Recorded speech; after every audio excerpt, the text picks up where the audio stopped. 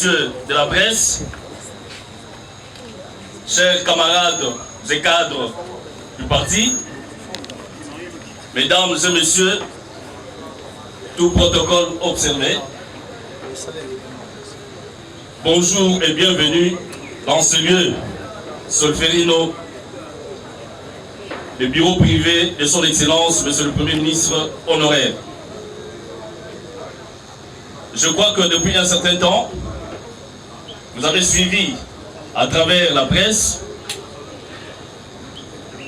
un feuilleton au senteur politicien qui a voulu défrayer la chronique, faisant état de prétendus détournements des salaires et indemnités de sortie des anciens membres du cabinet de son Excellence, Monsieur le Premier ministre honoraire Bruno Tshibala Nzenze.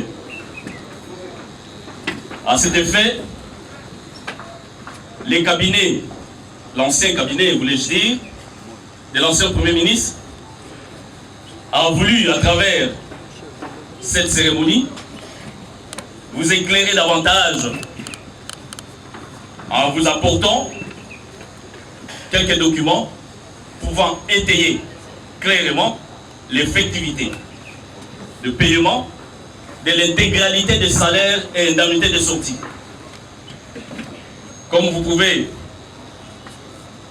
l'entendre, il ne s'agira pas d'un point de presse, encore moins une conférence de presse, c'est plutôt une activité exclusive, ancien cabinet du Premier ministre honoraire et la presse. Le déroulé du programme se présente de la manière suivante. Tout à l'heure, vous aurez une brève intervention de monsieur le directeur du cabinet adjoint en charge des questions politiques de l'ancien cabinet de son Excellence, monsieur le Premier ministre honoraire Bruno Tshibala, en la personne de monsieur Bruno Tumba Kayembe, qui va vous donner juste une brève communication. Après suivra la remise solennelle de quelques documents relatifs au paiement de l'intégralité des salaires et indemnités de sortie. Votre attention, s'il vous plaît. Un peu de sadisme. Tout cela, on pouvait s'en douter, ça semble sortir des officines obscures de certains compatriotes. Je suis même gentil en disant compatriotes, mais ce sont des gens qui sont jaloux pour avoir assisté aux exploits qui ont été faits par le gouvernement en organisant sur fonds propres les élections dans ce pays. Et tout cela pour le dénigrer, pour essayer d'obstruer sa progression politique. Et c'est ainsi que la direction du cabinet que j'ai l'honneur de représenter s'est trouvée interpellée pour essayer d'apporter des éclaircissements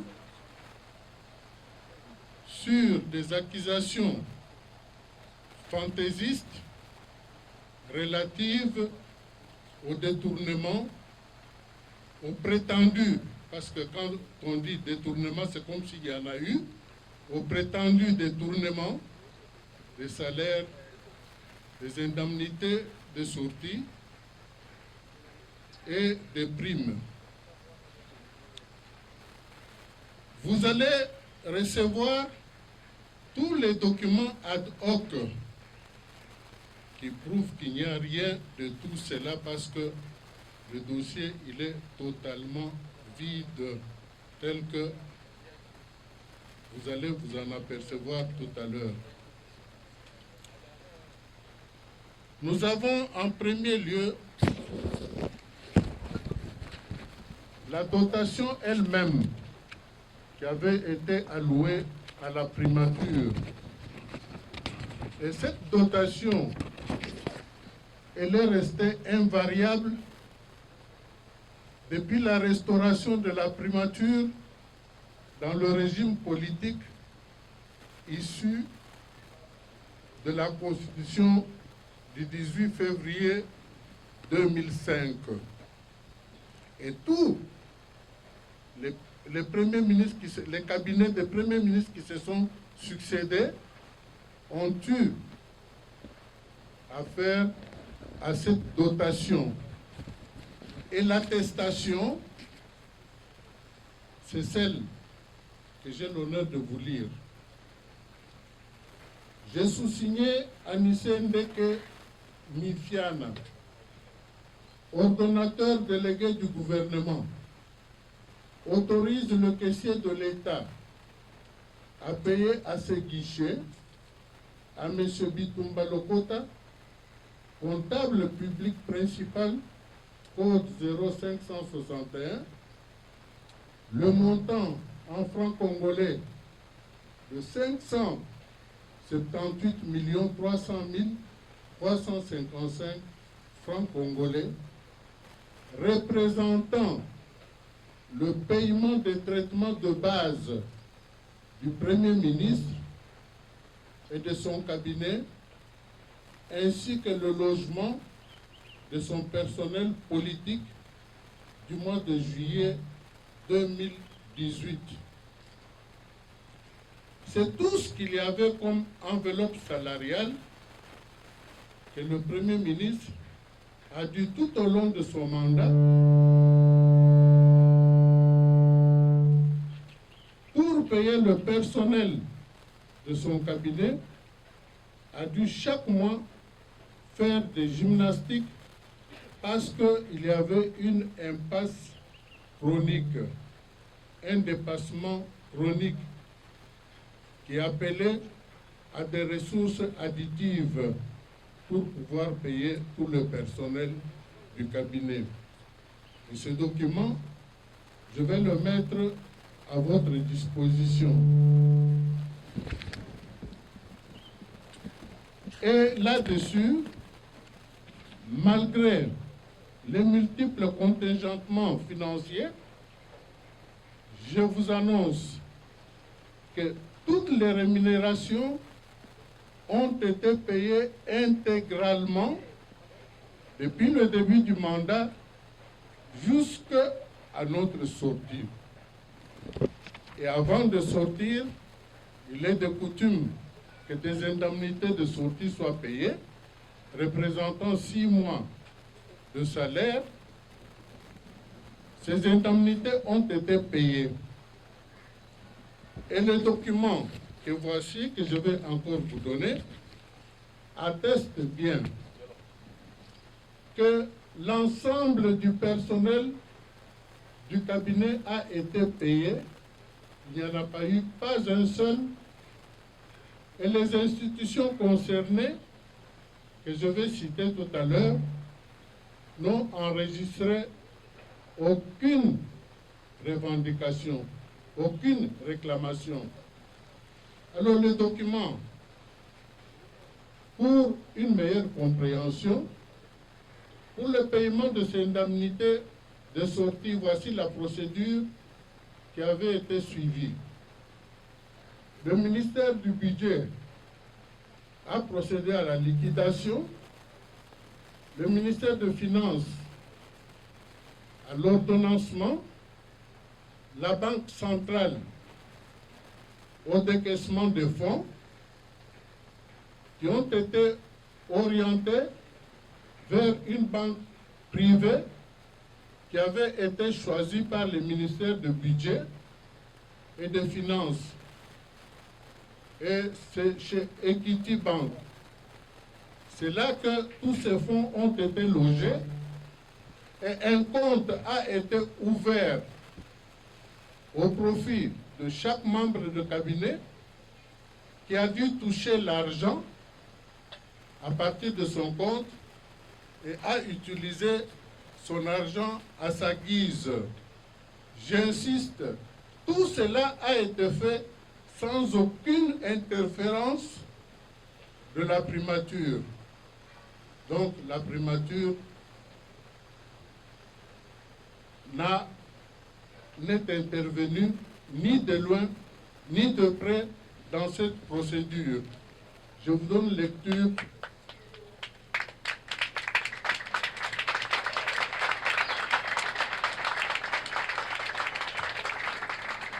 Je vous donne lecture de ce document qui est parti du Trésor public. Objet: transmission de l'état de paye des indemnités de sortie en faveur du cabinet du Premier ministre du gouvernement sortant. Le document a été adressé à Monsieur l'administrateur, directeur général à Equity Bank. Monsieur l'ADG, j'ai l'honneur de vous transmettre pour ouverture de comptes bancaires individuels et paiement l'état des salaires des indemnités de sortie en faveur de l'ensemble du personnel du cabinet du Premier ministre du gouvernement sortant pour une enveloppe totale de 3 365 538 358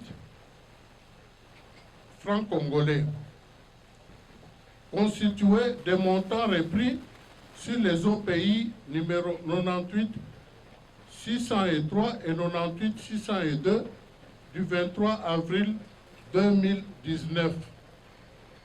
Comme vous l'auriez suivi, l'ADG qui reçoit les états de paye de l'ensemble du personnel des membres du cabinet.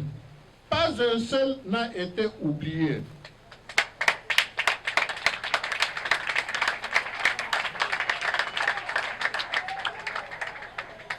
Et à la fin,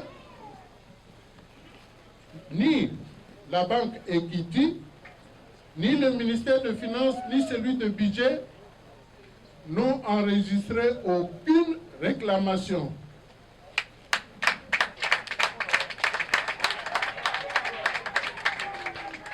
Il est surprenant qu'au moment où ils devaient faire des revendications à ceux qui les payaient, c'est dans la rue que les revendications sont en train d'être faites. Vous comprendrez que le fait d'utiliser la rue, ce n'est pas du tout innocent. C'est parce que il y a un arbre qui porte de bons fruits et sur lequel il faut jeter de la pierre. Parce qu'on ne peut jeter. On ne peut jeter de la pierre que sur un arbre qui porte de bons fruits. M. Bruno Tshibala a fait porter au pays de bons fruits. Nous sommes en train de vivre la passation, les effets de l'alternance pacifique, et cela n'a pas contenté tout le monde. Ça fait des jaloux.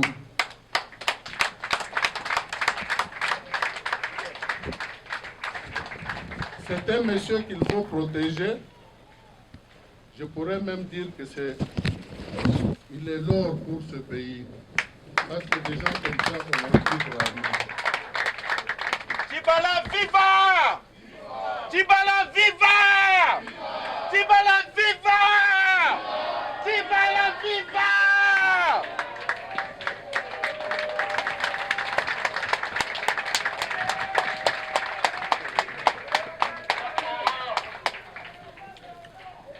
au 20 mai 2019, le Premier ministre déposait sa démission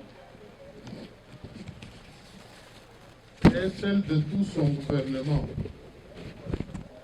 Il va de soi que le cabinet devait cesser d'exister parce que le géniteur du cabinet venait de déposer sa démission. Mais aussi paradoxal que cela peut paraître, il y en a qui ont cru que le fait d'avoir été au cabinet, c'était une retraite assurée. Ils ont cru qu'ils allaient avoir des paiements même en dehors des prestations au cabinet. Or, le salaire, c'est une rétribution d'une prestation. Vous appellerai pour vous dire ce que je pense de ma vie. Et je veux m'étendre sur l'ensemble du secteur d'aspect parce que je le maîtrise parfaitement étant donné que j'ai eu à diriger avec succès le gouvernement de la République qui a eu toutes ces performances qui ont été signalées, vantées ici et là, et même au-delà des océans. Merci beaucoup. Je vous remercie. La lingala, l'excellence sur le but, la lingala. La lingala, c'est très important. Non, ça va. La lingala, la lingala. Nous sommes pour la lingala. La lingala. Non, il est la lingala. Papa, nous sommes divisés la Nous sommes divisés la lingala, excellence. Lingala, c'est ce que nous appelons la lingala. Tu peux diviser la lingala. Qu'est-ce qu'il y a pour minute. Allez, diviser la lingala. La lingala, petit mot. Simba. Messieurs. Jugeote l'ensemble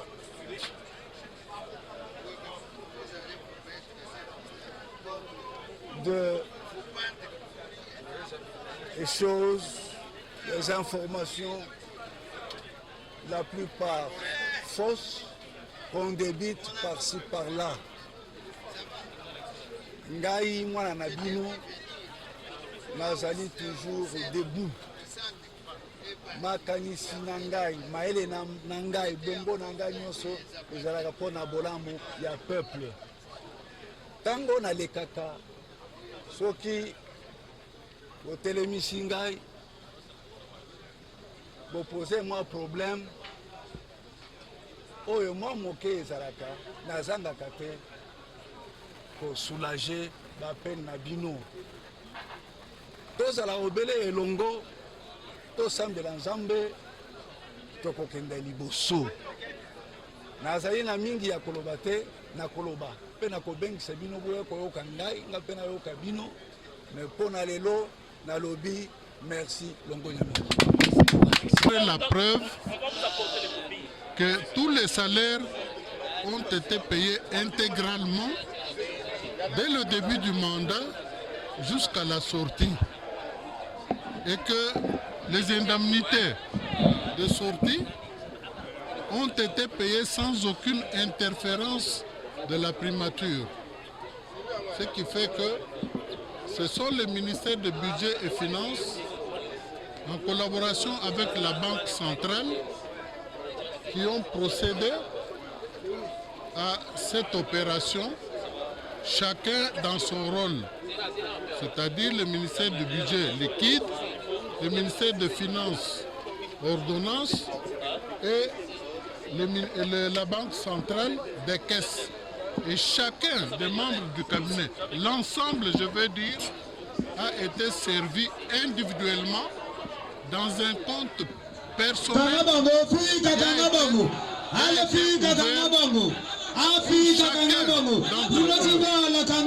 D'ailleurs, à partir du moment que nous vous donnons le document de transfert de tous ces fonds-là à l'Equity Bank, vous avez la possibilité d'arriver à Equity Bank et de vérifier si ce que nous sommes en train de dire est vrai ou faux.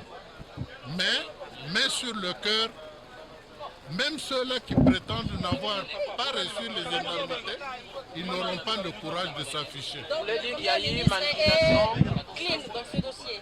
Plus que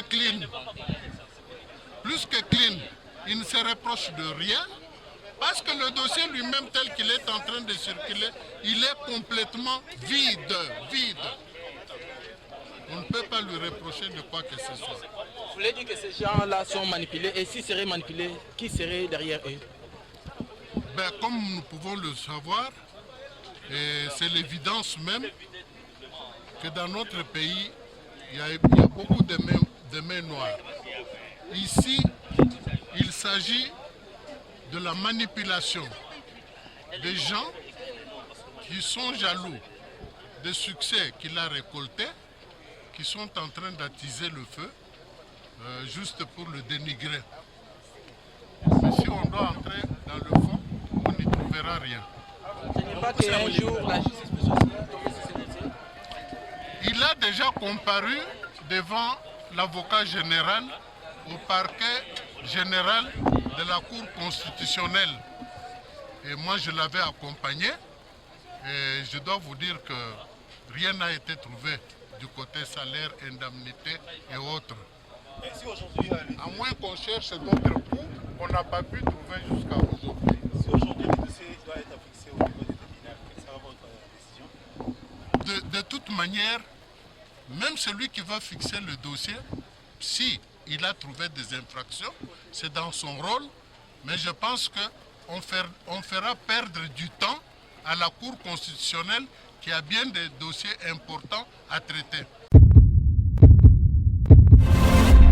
Eshima, votre magazine qui bat au rythme de l'actualité. Une réponse à vos besoins en information, un éclairage dans divers domaines. Impartial, documenté, instructif. Eshima au cœur de l'info. Retrouvez la nouvelle édition. Exclusivité. Eustache Mouandi, ministre d'État, ministre des Ressources hydrauliques, relève le défi de la libéralisation du secteur de l'électricité. Des actions concrètes. Cap sur la libéralisation de l'électricité. Installation des mandataires ARE et ANSER. Fonds Mwinda qui permettra de fournir de l'énergie électrique propre à 15 millions des Congolais. Signature contrat B-Box. Plusieurs protocoles d'accord signés dans le cadre de la mise en application de la loi sur l'électricité. Les avancées enregistrées dans les secteurs des ressources hydrauliques et électricité grâce à la vision du ministre d'État Eustache Mouandi représentent un acquis indispensable qui balise le chemin vers l'effectivité de l'amélioration du taux de desserte en eau potable et en électricité. Focus. Payer l'impôt est un devoir civique. Le directeur général de la DGI, Barnabé Mwakadi, sensibilise les assujettis. Dossier Eshima, les épidémies les plus dévastatrices de l'histoire. Nation, le ministre d'État Ribens Mikindo met en valeur les blocs pétroliers et gaziers de la RDC afin de transformer les potentialités en hydrocarbures en véritable richesse. Élection 2023, le compte à rebours de la Senco. À lire également les portraits de Kelly Kounté, journaliste chevronné. Économie, budget 2021, moins ambitieux, plus réaliste. Culture, les tabous de l'inceste. Retrouvez l'intégralité du magazine Eshima dans les kiosques. Eshima Magazine, un nouveau standard d'information.